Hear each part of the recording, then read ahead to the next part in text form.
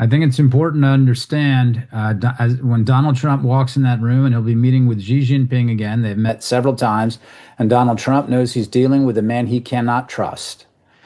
First of all, Donald Trump has a has a rich and deep background understanding China for more than a quarter of a century. He wrote a book about it in 2000, or it's included in his 2000 book.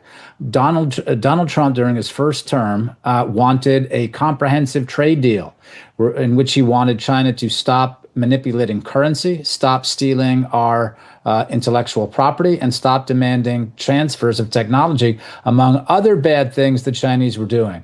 Xi backed out of that deal, right? And then when they negotiated a smaller deal known as the Phase One trade agreement, the Chinese have not fulfilled their obligations under that deal struck January 30th, 2020.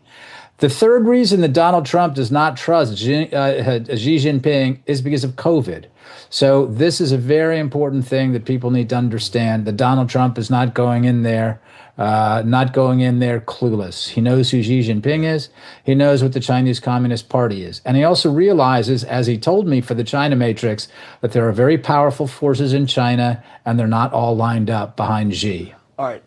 Lee, what would be your advice to President Trump when he goes in as to maybe the one thing he could try to get that he has some ability to take from Xi Jinping?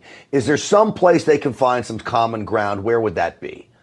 No, I mean, frankly, I don't think there is. I mean, I think that the larger play here is because Donald Trump knows who Xi Jinping is, because the United States is being choked to death by the People's Republic of China. I think that Donald Trump's play is to try to, I mean, look, China's in a lot of trouble right now.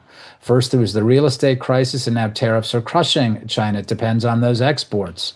I mean, I think the point is to bring China to its knees. Look at what happened. The reason you were talking before, Grant, about the rare earth mineral stuff, the reason that Xi Jinping or the Chinese went nuclear on that is because the United States, Trump's Commerce Department, listed a whole bunch of different Chinese companies that were taking U.S. technology, transferring it to the Islamic Republic of Iran, which was handing it on to its terror proxies, including Hamas.